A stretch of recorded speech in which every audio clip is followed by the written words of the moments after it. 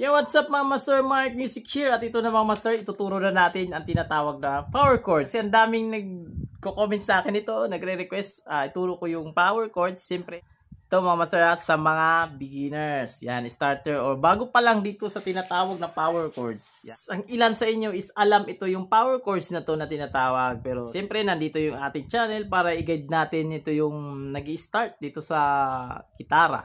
Yan. Wala pa knowledge about dito sa power chords kung paano ba gawin yung power chords. Or gusto ko kasi mga master na hindi ako magdadab para mas maintindihan yung mga master, mas clear sa inyo mga master yung topic natin na to. Bago lahat mga master, magbibigay ako ng disclaimer mga master. Ako professional na gitarista, nagtuturo lang po ako, nagbabahagi ng konting alam sa pagigitara base sa experience ko sa pagigitara. At nasa inyo na yan mga master kung tatanggapin nyo yung tinuturo ko o hindi. Bago ang lahat mga master, ito mga master yung tip. Magbibigay ako ng tip. Kailangan mga master, ito kailangan talaga mga master na memorize natin yung fingerboard natin. Nota. Yan. Nota ng bawat frets. Ito sa specific na topic natin is power chords. Ito ang tandaan nyo mga master. Focus kayo dito sa dalawang strings. Yung ating open E at open A. Yan. Yan lang ang focus natin mga master. Kailangan tandaan natin yung mga master. Open E. Tapos sunod niyan is F. F sharp or G flat. G. Then G sharp or A flat. A. B flat or A sharp. B. Then C. C sharp or D flat, tapos D, D sharp or E flat. Then babalik na siya sa nota na E, octave nung open. Yan, tapos pag mag-so on support ka pa, tuloy mo pa yan, pareho din yan. Yung galing dito sa E na to, F din yan, sunod niyan. Yan. Rotation lang, paulit-ulit na. Paulit-ulit lang yung nota kasi wala namang H sa nota. Pangalawa na tayo, A, open A. A sharp or B flat, pero ito mas familiar to sa ilan sa atin yon. B flat, yan.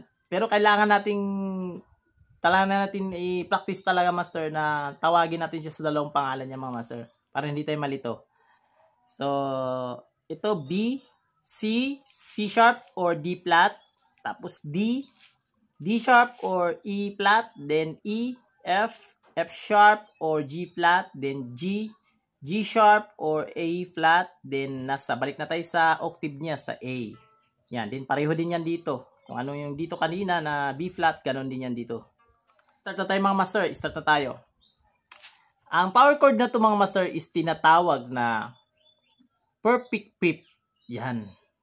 Perfect fifth kasi dalawang nota lang to mga master. Isang root at merong fifth. Ito baka maguluhan kayo sa fifth mga master kung ano yung fifth na yan. Ito. Familiar kayo sa Do, Re, Mi, Fa, Sol, La, Ti, Do, di ba? Siyempre, inaaral nyo yan. Sa beginners, yan talaga yung Do, Re, Mi, Fa, Sol, La, Ti, Do. Yan. Ito. Dito na tayo sa G lagay ng example. Yan, G. So, yung G, patakbuhin natin yung scale niya. Do, Re, Mi, Fa, Sol, La, Ti, Do. Yan. Diba? Alam natin yan, mga master. So, gagawin natin is number. Yan, number yung gagawin natin. So, magiging ganito na siya. 1, 2, 3, 4, 5, 6, 7, 1. Yan. Walang 8 mas na 1. Pabalik ka sa 1. Kasi octave niya lang, pareho lang yan. Yan. So, ano yung tinatawag na root at saka fifth? Yung tinatawag na power chords na perfect fifth. Composed of root. Ito yung root at saka fifth. So, magbibilang tayo doon sa 1, 2, 3, 4. Hanggang 5 lang. 1, 2, 3, 4, 5. Or root. Yan, root niya. At ito yung 5 sa scale na 1, 2, 3, 4, 5. So, yan ang nabuo na natin yung tinatawag na power chord. Ito naman, kasi nakatutok siya dito sa G, is G power chord. Yan, nakabuo na tayo ng G power chord.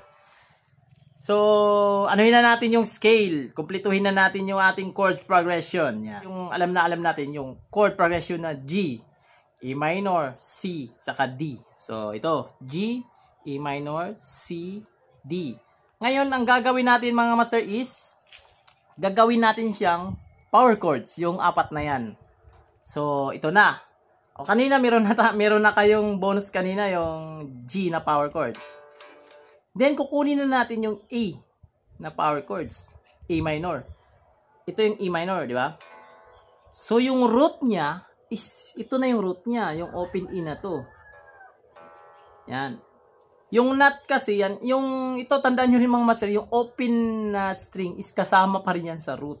Yan, kasama pa rin yan sa root, ha? Hindi yan dead string, hindi yan ano. Kasama pa rin yan sa root.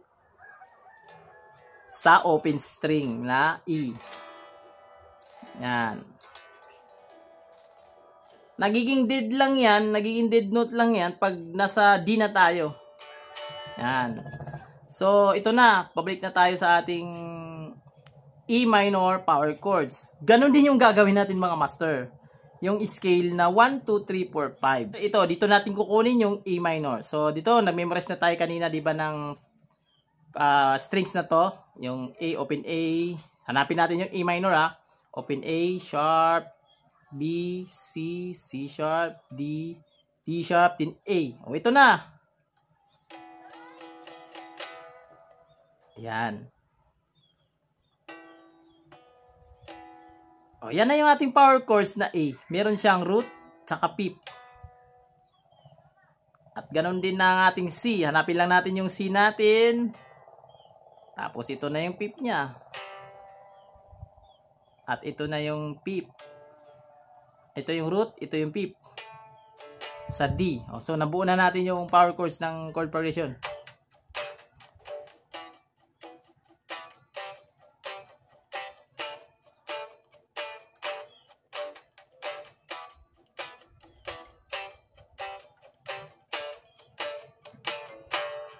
Yan. Ganun lang yan mga master. Ang gagawin natin mga master. Hanapin lang natin yung root. Din maglalagay na tayo ng fifth niya sa baba. Yan.